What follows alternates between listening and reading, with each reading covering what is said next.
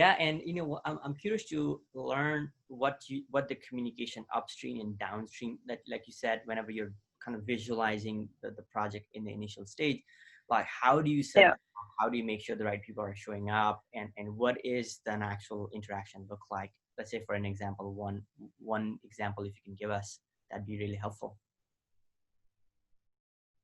Yeah. So that's not an easy process.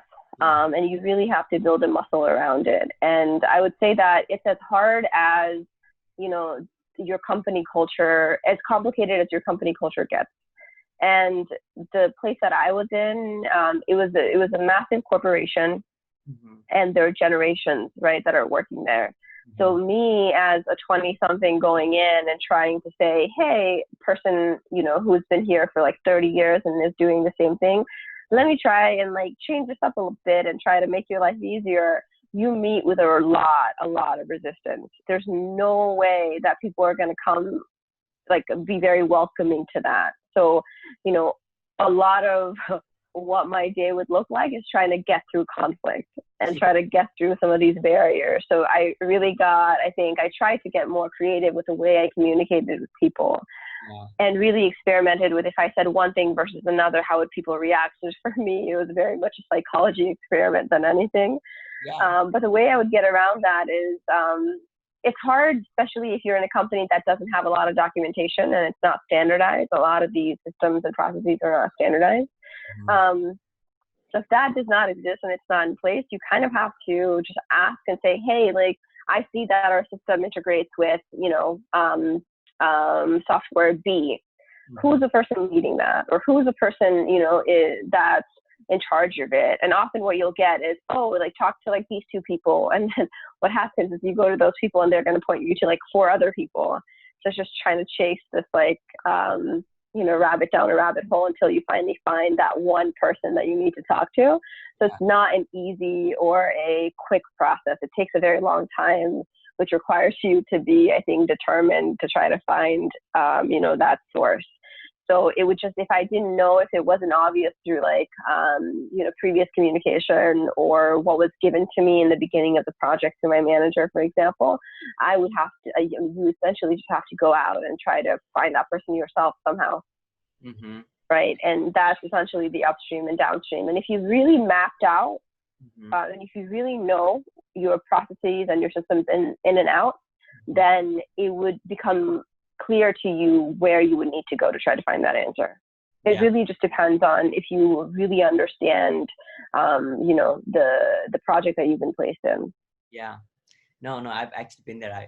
I was at MasterCard, and it was exactly that scenario. And most of my days was trying to figure out, who do I need to talk to for this?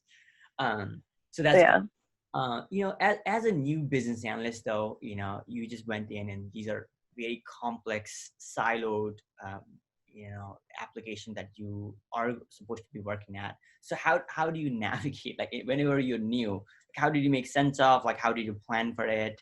What are some tips that you can give for like a new business analyst? Because, that's going to happen to most of the people, 20-something people going into the business analyst world, right? What are some tips that you would give them? Either, things that you did correctly or things that you wish that you did in the beginning.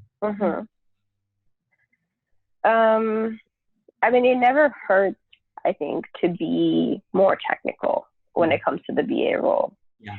Right. So the more even if your intent is not to like code in and out like every day, it helps to kind of just stay abreast of like analytical techniques or like being comfortable with, data in general.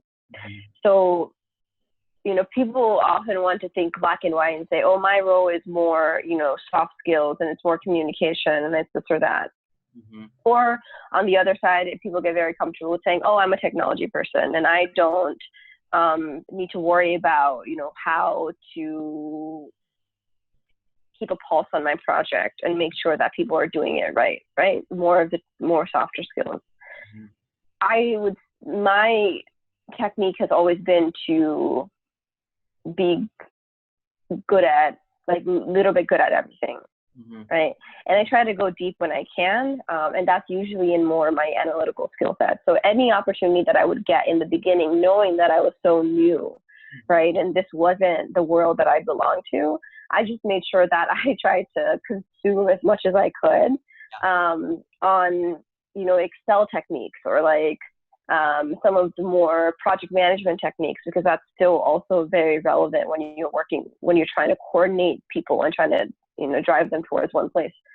So, you know, I would say never just feel like if you're in, that's it. Yeah. It's actually not it. You know, your competitive edge is how much you can adapt and be flexible as techniques change and methods change, and you know, you're tested and placed in different projects, because no one project looks like, you know, the other. As a business analyst, especially if you're going into banking or some more of the business product or operational type of roles, you're going to be challenged in a very technical sense, and also you're going to be challenged in a very business sense, which is more of like people skills. So, you know, your success is how do you balance yourself in the middle, right? So I would say just don't get comfortable, and try to just always be utilizing the resources that your company offers.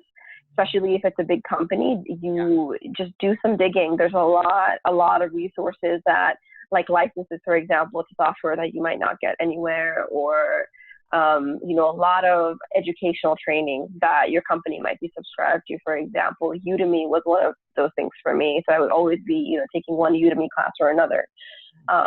You know, software like any of the Access database software, for example, or just things like that. Yeah. So just always be hunting for that and try to sharpen your skills more and more. No, that's a great tip. Thank you so much for sharing that. Please like and subscribe if you enjoyed this video. We will sure to come back with more exciting videos on Agile topics.